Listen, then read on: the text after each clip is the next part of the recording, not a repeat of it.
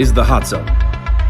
Engaging with the news in a whole new way, international war correspondent Chuck Holton brings insight into areas of crisis and lets you help those affected. Hey folks, Chuck Holton here. Thanks for watching the Hot Zone. I am working my butt off getting ready for this trip to Armenia. This time we're going to take some people along with us. Normally I just travel by myself, as you know. But this time we opened it up for whoever wants to go. And we've got 17 people going on this trip. So it's going to be a lot different than the normal trip that I usually take. And one of the things I've been thinking about here lately is just that it sort of expands exponentially the chances that something major goes wrong. If you think about that, say getting COVID, for example. If I go over there, the chances whether or not I get COVID are just, it's just me, first of all. But if I get COVID, it only affects me. It doesn't really affect anybody else. But when you got 17 people going, if I get COVID now and I have to postpone the trip, it throws a wrench into the works of a whole lot of moving parts, a lot of money spent, a lot of plans made, time off of work for people and things like that. So I've been sort of struggling trying to figure out how I'm going to get my COVID test that you have to have a PCR test to get into Armenia now.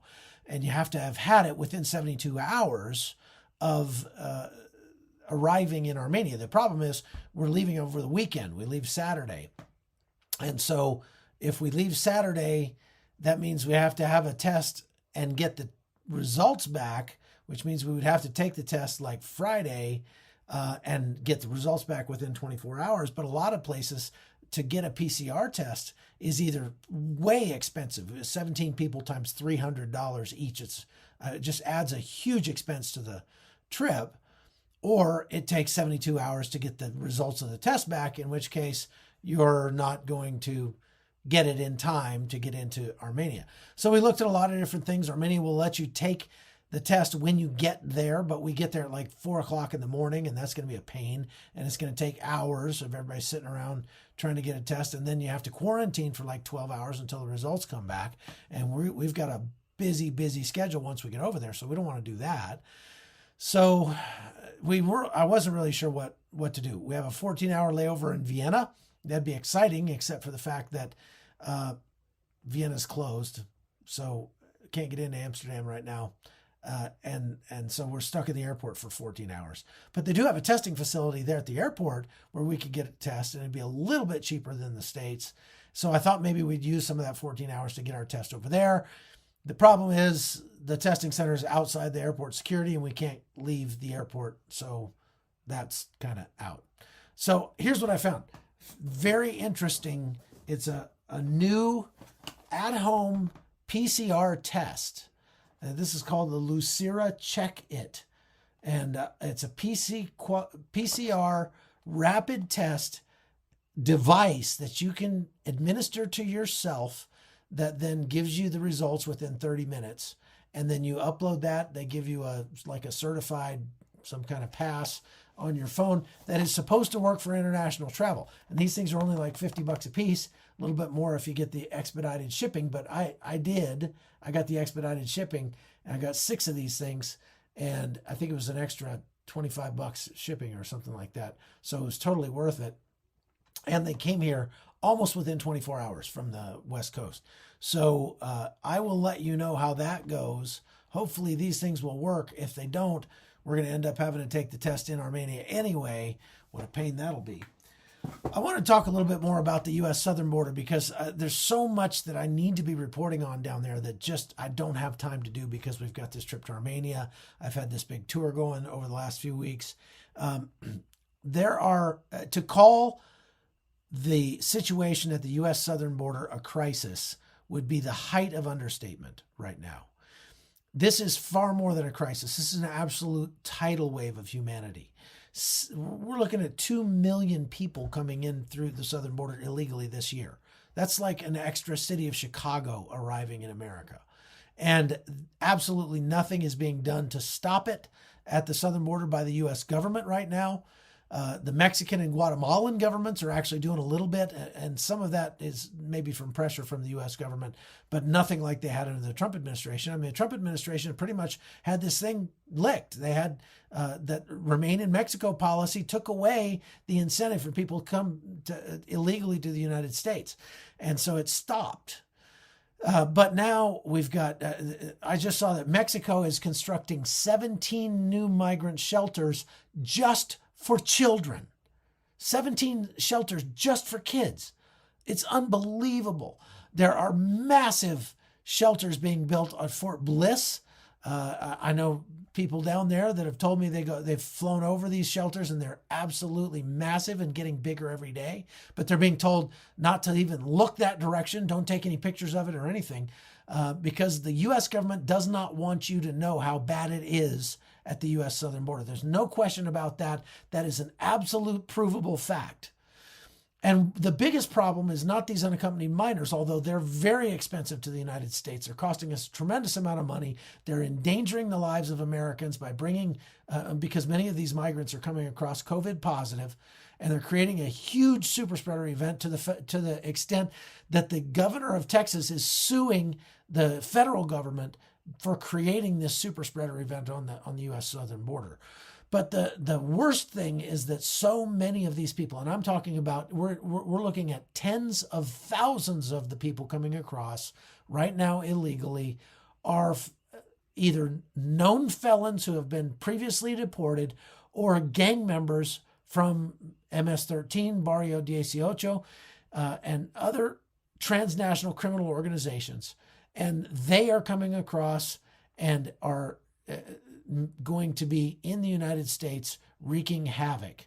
That's to say nothing of the fact that the cartels are getting absolutely wealthy off of this. You think about 2 million people, and the average person pays $3,500 to get transported across the border. Just do the math on that. It's absolutely mind-boggling. Without a doubt, these cartels are going to be richer than the Mexican government before long. And they already control Mexico. So Mexico, we're looking at a failed state down there, and in the worst definition. But with all the people coming north, and the U.S. government inflating the currency by giving so much money away, ask yourself this question: how many of these migrants are taking advantage of programs that are being put in place, like unemployment, like welfare, like SNAP, like the Paycheck Protection Program? You would be surprised how many of them know how to play the game, and they work the system to get money from the system. I've seen that over and over and over again. But the biggest, I think, risk immediately to American, besides the economic risk, is the risk of crime from these transnational organizations. Now, I went to El Salvador a couple of years ago and did some reporting on this. I want to show that to you now. Enjoy. We'll see you again next week from Armenia. Take care. La MS es una pandilla muy fuerte, muy bien estructurada, ¿verdad? Con redes quizás a nivel centroamericano, a nivel del Caribe y de Europa incluso. Prácticamente desde las cárceles se ha estado operando toda la parte criminal y delictiva, ¿verdad? Sí, ellos tienen control con muchos gangs. This gang is more deadly than any other gang. The other gangs used to run by rules, and this one don't run by rules. They just don't care. Yeah, they're brutal.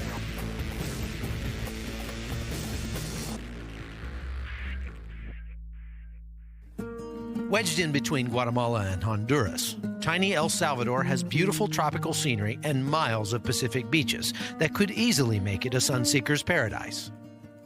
But tourism here has suffered for decades because El Salvador has gotten a reputation as one of the most violent countries on earth. Starting with the brutal civil war that followed a socialist coup in 1979, repression and crime exploded like one of the country's many volcanoes, spewing death as criminal elements took root and grew with little to stand in their way. Since that time, hundreds of thousands of Salvadorians have fled to the United States, and some banded together in the 1980s and formed a gang in Los Angeles, which would become one of the most brutal transnational criminal organizations of all time, MS-13. As gangbangers in LA got arrested and deported back to El Salvador, their horrific acts of violence followed. Today, El Salvador's homicide rate is 3 times that of Mexico, and gang culture dominates life across the country. We're at a coffee processing plant up in the mountains of El Salvador, just pretty close to the Honduran border. And I just want to point out how the violence in this country has permeated every aspect of life. Even the people who are harvesting coffee have to have armed guards to protect them just from the general lawlessness, not necessarily from any particular gang, but just because there's so much lawlessness here in this country. Como sabemos, a nivel del país, ya ellos están organizados en colonias, cantones, caseríos, barrios. Pero tenemos que ver que detrás de estos grupos de jóvenes que están en cantones, caseríos y colonias y barrios, yo creo, en mi pensar, hay alguien grande detrás de. Por eso, al final yo pienso que los jóvenes de estos lugares son víctimas. The gang has grown throughout Central America and now has a presence in over 200 major U.S. cities, spreading their brutal tactics to places like Long Island and suburban D.C. The Trump administration has made eradicating MS-13 a major priority. But I have a simple message today for every gang member and criminal alien. We will find you, we will arrest you, we will jail you, and we will deport you. This is causing great concern here in El Salvador. Hay muchos de ellos, ¿verdad?, que vienen de allá y que tienen órdenes de captura aquí. Esos definitivamente inmediatamente son capturados y son remitidos a los jueces competentes para sus procedimientos penales respectivos. On the edge of this otherwise sleepy little town sits a maximum security prison dedicated exclusively to MS-13. Built for 800, but now holding more than 2,500. Here, the guards stay on the outside, and prisoners run everything inside the walls. Y ahorita tenemos ya 38,000, ¿verdad? Entonces, y resulta que nuestra capacidad instalada está para alrededor de unos, lo más tranquilamente, de 8 a 10,000 privados. Y tenemos 38. La gran mayoría de cabecillas están detenidos aquí en nuestro país.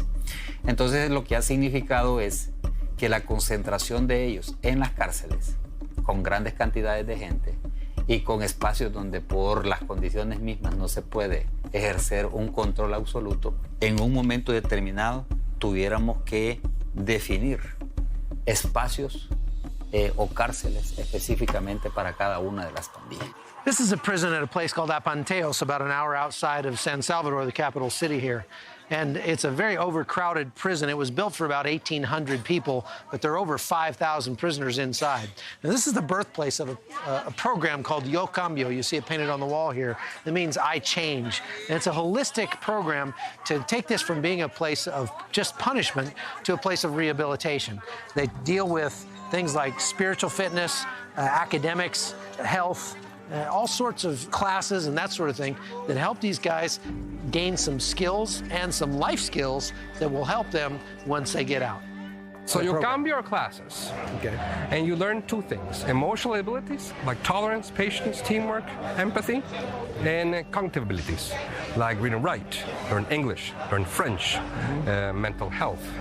But the emotional one is the most important one because that you carry it with through all your life. So the average educational level is about 2nd grade. The guys behind me are former gang members, really violent gang members. Half of them are Christians, and half of them have given their lives to Jesus. Okay. And that is the key to their transformation. Start with the heart and then work on the head and everything else, right? On the spirit, then the heart, and then the head, yes. Yes. Warden Maria Baños gave us a tour of the 11 cell blocks that make up her prison, including one dedicated exclusively to gang members from MS-13. Another block holds those who have renounced the gang, a virtual death sentence in this country. We got these people here that they don't want nothing to do with that gang no more. How hard will it be for them when they get out of here? Here, especially here in El Salvador, it's really difficult because it's controlled by the 2 major gangs, it's MS and 18, right? Mm-hmm. So you gotta imagine, see, if you come from a group and you desert them like they say it, the payoff that is death. And if it's not you, they'll get your family. trying to erase all meaning of you. That's what they do. So a lot of these people, what they do is migrate. They go somewhere else. It's not just, I'm not talking about literally just the United States, but Mexico, Guatemala, Nicaragua, Costa Rica, anywhere. That's what's happening here. En las personas que han pertenecido en las pandillas. She's telling me that this situation is kind of worrying in that the United States is collecting up all these MS-13 gang members and shipping them back to El Salvador because they don't have the capacity to have a bunch more people in prison. And she's hoping that there will be programs that will help try to keep these guys out of the gangs once they get back here. The United States government actually provides some help to this prison and the prison system here in El Salvador by providing some equipment and things like that. I guess the concept is that it's cheaper for us to help them here, prevent people from getting into a life of crime and coming to the United States, than it would be to do what we're doing now, which is arrest them in the United States and deport them back here. Yo creo que sí es importante decir de que de alguna manera hemos estado en problema, pero que sí tenemos, ¿verdad?, bien clarito y bien definido cuáles son las líneas de acción. As the Trump administration begins to round up and deport MS-13 gang members from the U.S., the government here in El Salvador is hiring more police officers in anticipation of the problems these gang members may cause once they return to their home soil. But for the people of Ciudad Barrios, their best hope remains with the children. Si el niño viene a la casa, recibe regaño, en la escuela recibe maltrato, ¿para dónde va a ir entonces? Para mí los jóvenes son el cambio. Los jóvenes, si los cultivamos, ellos pueden hacer el cambio. From El Salvador, I'm Chuck Holt. The Hot Zone is produced by Amy Holton and Livefire Media. Copyright 2021.